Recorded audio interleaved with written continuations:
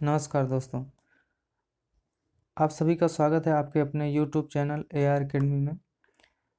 बहुत स्टूडेंट के मैसेज आ रहे हैं कि सर प्लीज़ क्लास स्टार्ट करिए मैथ्स और रीजनिंग की।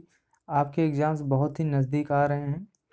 तो आज से हम स्टार्ट कर रहे हैं डाटा इंटरप्रिटेशन यानी कि DI की क्लास। इसे हम 15 से 20 वीडियो में कवर करेंगे, क्योंकि इस अकेले चैप्टर से IBPS के किसी भी एग्ज़ाम में कम से कम 15 से 20 क्वेश्चन पूछे जा रहे हैं। तो आप समझ सकते हैं इस चैप्टर की इम्पोर्टेंस क्या होगी। तो अकेले मैथ्स की कट ऑफ क्लियर करने के लिए ये चैप्टर काफ़ी होता है। तो आज से हम स्टार्ट करेंगे डाटा इंटरप्रिटेशन, और साथ ही साथ आप सभी लोगों का बहुत बहुत धन्यवाद, क्योंकि AR अकेडमी आज 10,000 सब्सक्राइबर पूरे कर चुका है। तो ये 10,000 का परिवार बनाने के लिए आप सभी लोगों का धन्यवाद। तो इस वीडियो को प्रेजेंट कर रहा हूँ मैं रोहित वर्मा। चलिए शुरू करते हैं। सबसे पहले हम समझ लेते हैं कि डाटा इंटरप्रिटेशन या DI होता क्या है। तो देखिए, या फिर पाई चार्ट दिया रहेगा, या इसकी जगह पर लाइन ग्राफ दिया रहेगा, या फिर कॉलम में दिया रहेगा, या फिर बार डायग्राम दिया रहता है। ठीक है, जैसे ये एक एग्जांपल है पाई चार्ट का। ठीक है, तो पाई चार्ट में क्या रहेगा, कुछ डाटा दिए रहेंगे, कुछ डेटा दिए रहेंगे, और इस पर बेस्ड आपसे क्वेश्चन पूछे जाएंगे। ठीक है, तो पाई चार्ट पे बेस्ड डाटा दिया रहेगा और उसका इंटरप्रिटेशन करना होगा आपको। उसके बेस्ड क्वेश्चन आपसे पूछे जाएंगे। क्लियर हो रहा है। इसके बाद आपका बार डायग्राम दिया रहता है। ठीक है, बार डायग्राम, इस पर बेस्ड क्वेश्चन पूछा जा सकता है। जैसे इस पर कुछ डाटा दिया रहेगा और इससे क्वेश्चन आपसे पूछे जाएंगे। ठीक है, या फिर लाइन डायग्राम दिया रहता है। लाइन डायग्राम, इस पर भी बेस्ड आपसे क्वेश्चन पूछे जा सकते हैं। या फिर कॉलम दिया रहता है और इससे क्वेश्चन पूछे जाते हैं। ठीक है, तो बेसिकली 4 प्रकार के ग्राफ होते हैं जिनसे डाटा इंटरप्रिटेशन के क्वेश्चन बनाए जाते हैं।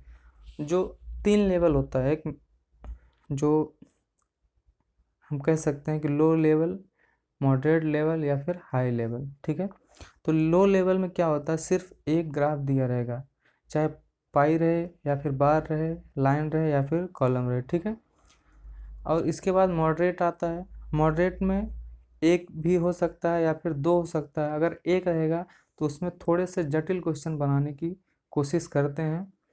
अगर 2 रहेगा तो क्वेश्चन सरल होंगे, बस क्या होगा, बार और पाई एक साथ कर देगा और वहाँ से क्वेश्चन सॉल्व करना थोड़ा सा कठिन हो जाता है सिंगल की अपेक्षा। ठीक है, और अगर कठिन बनाएंगे या फिर हाई लेवल के क्वेश्चन जब बनाने होते हैं तो उसमें 2 ग्राफ दिए रहते हैं और उनसे क्वेश्चन सॉल्व करना थोड़ा सा जटिल हो जाता है। ठीक है, लेकिन आप अगर लगातार वीडियो देखेंगे और इस पूरी सीरीज को देखने के बाद आपका एक भी क्वेश्चन छूटेगा नहीं। ठीक है, कम से कम समय में आप सॉल्व कर पाएंगे। तो आज स्टार्ट करते हैं। देखिए, ये एक कॉलम बेस्ड क्वेश्चन है, कॉलम है जिसमें एक डाटा दिया गया है। ठीक है, क्या दिया गया है, 6 अलग अलग वर्षों में 5 अलग अलग देशों द्वारा जीते गए पदकों की संख्या। ठीक है, तो ये 6 वर्ष दिए गए हैं 2005 से लेकर 2010 तक, और यहाँ पर 5 देश दिए गए हैं ABCD और E। ठीक है, जैसे कि 2005 में A ने 120 पदक जीता, B ने 45 जीता, C ने 135 जीता, D ने 65 जीता और E ने 64 जीता।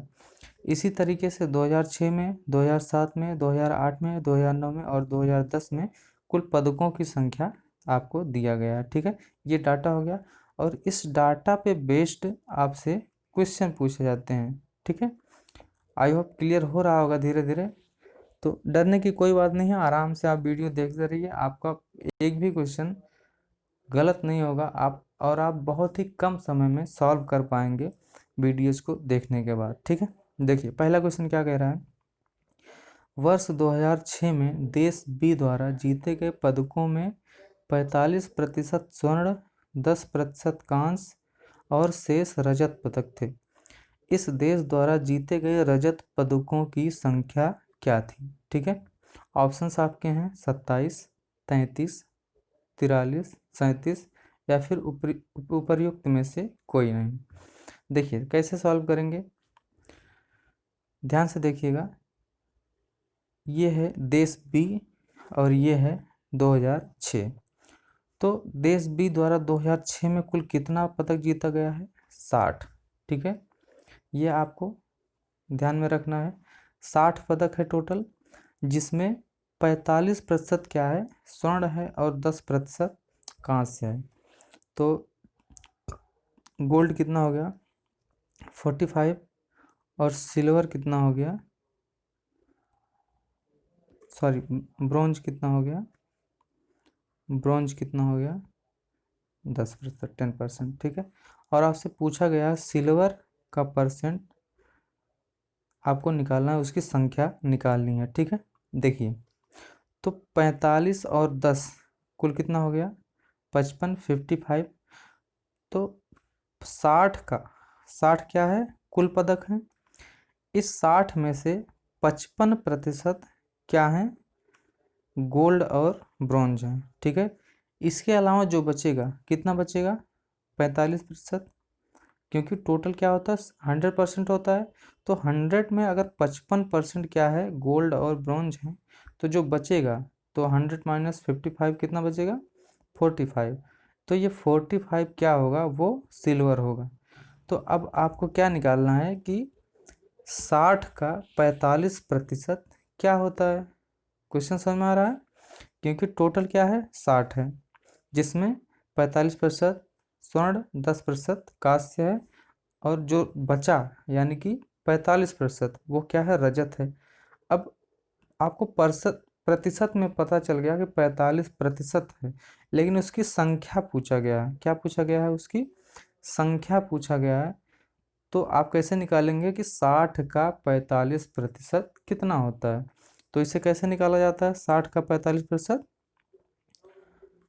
60 गुणे 45 बटे में 100, इसी तरीके से निकाला जाता है प्रतिशत। एक एग्जाम्पल और देखिए, जैसे 100 का 20%, तो कैसे निकालेंगे, 100 गुणे 20 बटा 100। मैं एक एग्जाम्पल समझा रहा हूँ कि प्रतिशत कैसे निकालते हैं। ठीक है, तो आपको समझ में आ गया होगा कैसे निकालते हैं। 60 का 45%, 60 गुणे 45 बटा 100। अब इसे सॉल्व कर लेंगे, तो एक जीरो से ये जीरो कट गया। ठीक है, अब यहाँ पर ये अगर हम 10 से भाग देंगे तो यहाँ दशमलव में लगा सकते हैं, यानी कि 4.5 हो जाएगा। ठीक है, तो अब क्या हो गया, 4.5 इंटू 6। इसे सॉल्व करेंगे तो कितना होगा, 6 गुणे 5 कितना हुआ, 6 पचे 30 के शून्य, बचा 3, कितना बचा 3। अब 6 गुणे 4 यानी कि 6 चौ 24 और 3 27। अब एक अंक पे दशमलव लगा है, तो आप यहाँ पर एक अंक पे दशमलव लगा देंगे, यानी कि 60 का 45% कितना होता है, 27 होता है। तो रजत पदक की संख्या कितनी हो गई, 27। तो कौन सा ऑप्शन सही होगा, फर्स्ट। ठीक है, आई होप क्लियर हो रहा होगा। मैं बहुत धीरे धीरे समझाने की कोशिश कर रहा हूँ, क्योंकि अभी स्टार्टिंग में क्या करूँगा, बहुत बेसिक से शुरू कर रहा हूँ, क्योंकि जिन लोगों को परसेंट में भी दिक्कत है वो भी साथ साथ क्लियर होता चले। ठीक है, ये नहीं कि मैं आपको जीरो से समझ के शुरू कर रहा हूँ। ठीक है, तो जिन्हें परसेंट आता है वो आराम से खुद सॉल्व कर सकते हैं, बाकी जिन्हें दिक्कत है वो साथ साथ समझते चलें। ठीक है, चलिए नेक्स्ट क्वेश्चन। सेम डाटा दिया गया है, इसी पर बेस्ड दूसरा क्वेश्चन, यानी कि जो एक डाटा दिया रहता है उस पर कुल 5 क्वेश्चन पूछे जाते हैं। तो IBPS के एग्जाम में, चाहे आप SO का एग्जाम दे रहे हो, PO का एग्जाम दे रहे हो, या फिर SBI PO का, उन सब में कुल 3 डाटा दिया रहता है। ठीक है, और तीनों पे बेस्ड 5-5 क्वेश्चन, यानी कि 5 गुणा 3 15 क्वेश्चन पूछा जाता है, या 15 से 20 क्वेश्चन भी पूछा जा सकता है। ठीक है, तो दूसरा क्वेश्चन क्या है, वर्ष 2007 में ई द्वारा जीते गए पदकों की संख्या वर्ष 2008 में देश ए द्वारा जीते गए पदकों की संख्या का लगभग कितने प्रतिशत थी। ठीक है, अब देखो वर्ष 2007 में किसके द्वारा, ई द्वारा, ई कहाँ है, यहाँ है। ठीक है, इसे हम अगर बड़ा कर लें तो वर्ष 2007 में ई द्वारा, तो ई कितना है 110, ठीक है। यह 2008 में ए द्वारा, 2008 में ए कितना है 172। क्वेश्चन फिर से पढ़ते हैं, देखिए वर्ष 2007 में देश ई द्वारा जीते गए पदकों की संख्या वर्ष 2008 में देश ए द्वारा जीते गए पदकों की संख्या का लगभग कितने प्रतिशत है।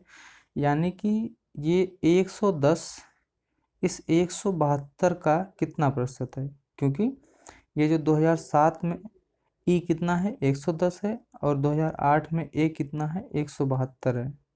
क्लियर हो गया। तो इसे कैसे सॉल्व करेंगे, देखिए जब भी कोई दो संख्या दी जाए, जैसे मान लीजिए ए बी का कितना प्रतिशत है, तो आपको ए जो है ऊपर लिखना होता है और बी नीचे लिखना होता है और इनटू में 100। एक एग्जाम्पल से समझते हैं, जैसे 10 20 का कितना प्रतिशत है, तो 10 ऊपर लिखेंगे और नीचे 20 और इनटू में 100। क्लियर हो गया। तो इसी तरीके से अगर हम इस क्वेश्चन को सॉल्व करें तो क्या करना होगा, 110 एक मिनट, ये जो दिया गया है 110 172 का कितना प्रतिशत है, तो 110 को हम ऊपर लिखेंगे, 110 को ऊपर लिखेंगे और बटे में कितना लिखेंगे 172 और गुणे में 100, ठीक है। अब इस क्वेश्चन को हमें सॉल्व करना, बस इसी इक्वेशन को सॉल्व कर लेंगे आपका आंसर आ जाएगा, ठीक है। तो इसे सॉल्व करने पे आपका कितना आएगा 63.96 समथिंग आता है, तो आपका आंसर कितना हो जाएगा 64%, ठीक है। तो कौन सा ऑप्शन सही हो जाएगा, ऑप्शन 5 या फिर ऑप्शन ई, ठीक है 64%। क्लियर हो गया। जब भी आपको दो वैल्यू दिया रहे और पूछे कि पहली वैल्यू दूसरे का कितना परसेंट है, तो पहली वैल्यू ऊपर रखेंगे और दूसरी वैल्यू नीचे रखेंगे और इनटू में 100 कर देंगे। क्लियर है, ये आपको फार्मूला दिमाग में रखना है हमेशा, ठीक है। चलिए नेक्स्ट क्वेश्चन। अगला क्वेश्चन है, वर्ष 2005 में 5 से 2010 तक एक देश के निष्पादन में सतत कमी हुई है। निष्पादन का मतलब क्या था, आउटकम, यानी कि जो मेडल जीतने की संख्या है उसमें क्या है, सतत मतलब लगातार कमी हुई है। यानी कि अगर पहली बार 10 है तो अगली बार उससे कम ही होगा, ज़्यादा नहीं होगा, ठीक है। तो यह देश निम्नलिखित में से कौन सा है। ऑप्शन है ए या फिर बी या फिर सी या फिर डी या फिर ई। इसमें आपको बताना है। अब इसमें देखिए ऑब्जर्वेशन सिर्फ करना है, ठीक है। तो 5 से लेकर 10, 2005 से लेकर 2010 तक आपको देखना है किसमें कमी हुई है लगातार। देखिए अगर हम देश ए के बारे में बात करें तो पहली साल कितना है 120 है, दूसरी साल क्या है 160 हो गया। अब बताइए ये कम हुआ है कि ज़्यादा, जाहिर सी बात है क्या हुआ, ज़्यादा हो गया है। तो ये तो आंसर होगा नहीं, क्योंकि इसमें क्या कह रहा है सतत कमी हुई, यानी कि लगातार कम जिसमें होगा वो आपका आंसर होगा। तो पहला तो नहीं होगा, ए नहीं होगा। अब आते हैं बी पर, ठीक है। बी पर, बी में पहली साल कितना है 45 और दूसरे साल सेकंड ईयर क्या है 60। इसमें भी क्या है इंक्रीज हो रहा है, इंक्रीज हो रहा है, ठीक है। तो ये भी क्या हो जाएगा, रॉन्ग हो जाएगा। इसके बाद सी, सी में क्या है, फर्स्ट ईयर में क्या है 135 है, सेकंड ईयर में 70 है। तो इसमें देख रहे हैं पहली बार तो कम हुआ, ठीक है। फिर दूसरी बार देख रहे हैं यहाँ पर भी कम हो रहा है, 70 से क्या हो जा रहा है 46 हो रहा है। लेकिन फिर अगर देख रहे हैं 46 के बाद क्या आ रहा है 108, 108 हो जा रहा है। तो यहाँ पर 108 हो जा रहा है, यानी कि वृद्धि हो रही, कमी नहीं हो रही। जबकि क्वेश्चन में क्या दिया गया है सतत कमी, ठीक है, लगातार कम हुआ है, ठीक है। तो यानी कि सी तो नहीं होगा। क्लियर हो रहा है। अब बारी किसकी आती है, डी की। डी में आप ध्यान से देखेंगे तो पहली बार क्या है 65, दूसरी बार 46, फिर 43, 39, 25 और 19। तो इसमें देख रहेगा लगातार क्या हो रहा है, कम हो रहा है। और आपका क्वेश्चन क्या पूछा गया है, सतत कम, यानी कि लगातार कम हुआ, ठीक है। तो आपका आंसर क्या हो जाएगा डी, आपका आंसर क्या हो जाएगा डी। तो क्वेश्चन की लैंग्वेज को भी समझना आपके लिए बहुत ही इम्पोर्टेंट होता है, ठीक है, कि क्वेश्चन पूछ क्या रहा है। बात समझ में आ रही है? चलिए, तो इसका आंसर क्या हो गया? डी। नेक्स्ट क्वेश्चन दिया गया है, पिछले वर्ष की तुलना में वर्ष 2008 में देश सी द्वारा जीते गए पदकों की संख्या में लगभग कितने प्रतिशत वृद्धि हुई है? पिछले वर्ष की तुलना में वर्ष 2008 में, यानी कि किसकी बात कर रहा है? 2007 की तुलना में वर्ष 2008 में, क्योंकि 2008 का पिछला वर्ष क्या होता है? 2007। और देश कौन सा है? सी। तो आपको क्या देखना है? देश सी का 2007 और 2008 का डाटा आपको देखना है। अब देखिए, 2007 में देश सी कितना है? 46 है, और 2008 में कितना है? 108, 108 है।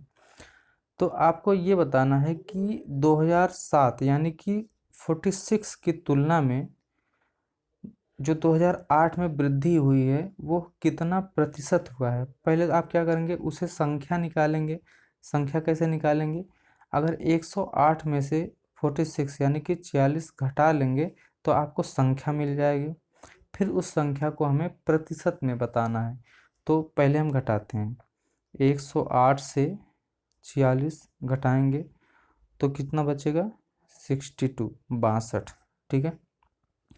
यानी कि 62 पदकों की वृद्धि हुई है 2007 की तुलना में 2008 में। इतना समझ में आ गया, ठीक है। अभी क्या समझना है? ये जो 62 है ये 46 का कितना प्रतिशत है, क्योंकि क्वेश्चन में क्या बोला है? प्रतिशत वृद्धि आपको बताना है। अब देखिए, ऑप्शन पर चलते हैं, ठीक है। तो ऑप्शन से हम कैसे सॉल्व करेंगे? देखिए,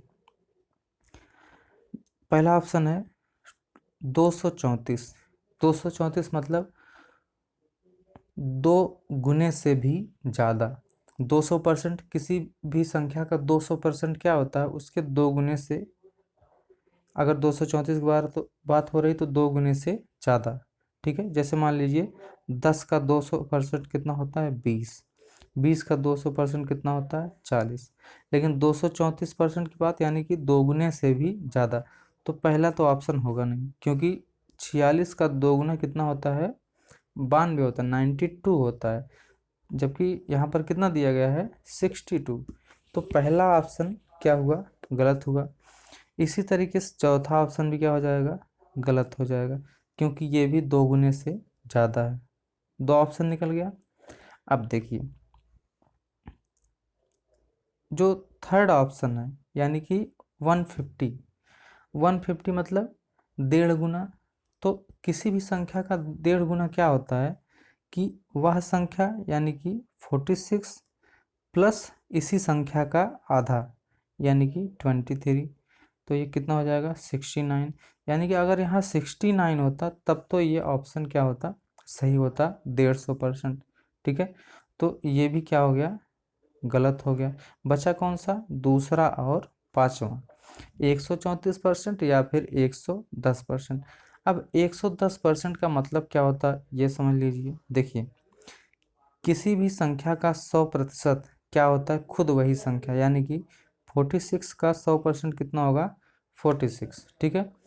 और किसी भी संख्या का 10%, यानी कि दाहिनी तरफ से एक अंक पे दशमलव लगा देंगे तो ये होता है 10% किसी भी संख्या का। देखिए, मैं कोशिश कर रहा हूँ कि साथ में आपका परसेंटेज का भी थोड़ा सा पोर्शन अच्छे से क्लियर कराते चलूँ, क्योंकि परसेंटेज का डाटा इंटरप्रिटेशन में बहुत ही इम्पोर्टेंट रोल है। अगर ये आपका बहुत ही अच्छे से क्लियर नहीं होगा तो आपको, अगर हम सिर्फ क्वेश्चन सॉल्व कराते जाएं तो उस समय तो आपको समझ में आ जाएगा, ठीक है, कि अच्छा देखो ऐसे ऐसे आ गए। लेकिन अगर परसेंटेज का बेस आपको नहीं पता है तो आपको क्वेश्चन सॉल्व करने में टाइम बहुत ज़्यादा लगेगा। और आज अगर आप कंप्यूटर बेस्ड एग्ज़ाम दे रहे हैं तो आपको पता होगा टाइम की वैल्यू क्या होती है ऐसे एग्ज़ाम्स में। तो टाइम बहुत ही तेज़ी से बीतता है। तो ऐसे में आपको टाइम मैनेजमेंट अगर अच्छे से रखना है तो आपको जो बेस है वो अच्छे से क्लियर होना चाहिए, ठीक है। इसीलिए मैं थोड़ा ज़्यादा समय ले रहा हूँ, क्योंकि आपको अच्छे से क्लियर करा सकूँ। तो 46 का 110% की बात हो रही थी। तो 110% में अगर हम 100% और 10% में 2 टुकड़े में तोड़ लें तो 100% कितना हो गया, 46 हो गया, और 10% कितना हो गया, 4.6, 4.6 हो गया। और इन दोनों को अगर ऐड करेंगे तो कितना हो जाएगा, 50.6। तो अगर ये 50.6 होता यहाँ पर, कहाँ पर, 62 की जगह, तब तो ऑप्शन आपका कौन सा सही हो जाता, 5वां। लेकिन यहाँ पर कितना दिया गया, सॉरी, 62। तो ये भी ऑप्शन आपका क्या हो गया, गलत हो गया। एक ऑप्शन बचा है 134%, ये अपने आप सही हो जाएगा, ठीक है। लेकिन अब मैं आपको तरीका बताता हूँ कि सॉल्व कैसे करेंगे। ये तो हो गया एक शॉर्ट ट्रिक मेथड कि आप अगर क्वेश्चन को देखते ही कैसे सॉल्व कर सकते हैं, कुछ कॉमन सेंस यूज करके आप क्वेश्चन को सॉल्व कर सकते हैं, ठीक है। लेकिन आपको अगर क्वेश्चन सॉल्व करना है एक तरीके से, तो आपको देखिए क्या करना होगा। 108 से आप घटाए 46, कितना आया, 62, ठीक है। अब आपको बताना है कि 62 46 का कितना प्रतिशत है। अभी मैंने एक क्वेश्चन में आपको बताया था कि जब भी कोई संख्या किसी दूसरे संख्या के बारे में पूछा जाए कि ए बी का कितना प्रतिशत है, तो आपको क्या करना है, ए ऊपर रखना है, बी नीचे रखना है, और इनटू में 100 कर देना है, ठीक है। तो यहाँ पर क्या पूछा गया है कि 62 46 का कितना प्रतिशत है, यानी कि 62 कहाँ रहेगा, ऊपर रहेगा, और नीचे क्या हो जाएगा, बटे में 46, और इनटू में 100, ठीक है। इसी तरीके सॉल्व करेंगे, तो इससे अगर आप सॉल्व करेंगे तो आपका आंसर कितना आएगा, 134%, ठीक है। बात समझ में आई। आपको बहुत ही आसानी से सॉल्व कर सकते हैं ऐसे क्वेश्चन को। ये मैं जो पहले बताया कि एक आप देखते ही ऑप्शन को तुरंत हटा सकते हैं अगर आप थोड़ा सा कॉमन सेंस यूज करते हैं, क्योंकि 234% तो कोई हिसाब ही नहीं बनता कि दोगुने से ज़्यादा तो आपको तुरंत दिखता ही नहीं। तो पहला हट गया, चौथा हट गया, ठीक है। फिर आपको तीसरा तुरंत हट गया, 110% यानी कि थोड़ा सा ज़्यादा, फिर ये भी हट गया, फिर एक ऑप्शन बचता है दूसरा, तो वो अपने आप सही हो जाएगा। यानी कि इसमें आपको कुछ भी सॉल्व भी नहीं करना अगर आपका थोड़ा सा कॉमन सेंस अच्छा हो जाए, ठीक है। चलिए तो ये क्वेश्चन आई होप आपको समझ में आया होगा। नेक्स्ट चलते हैं। सभी वर्षों में मिलकर किस देश ने दूसरी सबसे बड़ी संख्या में पदक जीते हैं। तो इसमें आपको कुछ नहीं करना, बस सभी देश जो दिए गए हैं इनका आपस में सब पदक जोड़ लेना है, और जो दूसरे नंबर पर सबसे ज़्यादा है वो आपका आंसर हो जाएगा। बात समझ में आ रही है। देखिए इसमें भी आप कुछ कॉमन सेंस यूज कर सकते हैं। कैसे, अगर आप देश ए के बारे में देखेंगे तो क्या दिया गया है, 120, 160, 142, 172, 90 और 64। आप देख रहे हैं यहाँ 4 बार 100 के ऊपर है, ठीक है। यानी कि पहले नंबर पर तो ये हो जाएगा फिक्स है, ठीक है, क्योंकि और किसी भी देश में इतनी बार 100 के ऊपर पदक नहीं आया है। बात समझ में आ गई। तो ए आपका आंसर हो नहीं सकता, क्यों, क्योंकि इसका जो पदक संख्या है वो सबसे ज़्यादा है, जबकि आपको क्या बताना है, दूसरा सबसे ज़्यादा, ठीक है। दूसरी सबसे बड़ी संख्या में पदक किसने जीता वो आपको बताना है, ठीक है।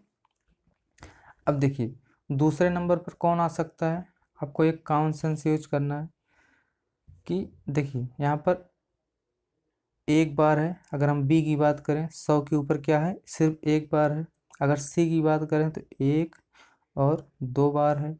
डी की बात करें तो एक बार भी नहीं है। ई की बात करें तो सिर्फ एक बार है।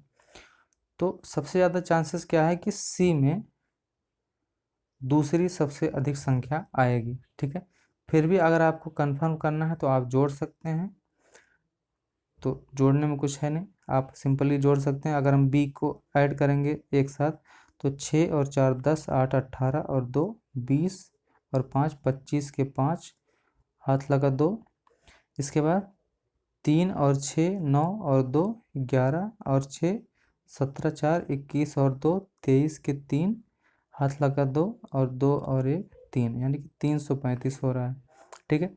अगर सी को जोड़ेंगे तो सी में 5 और 6 11 और 8 19 6 25 और 5 30 के होगा 0।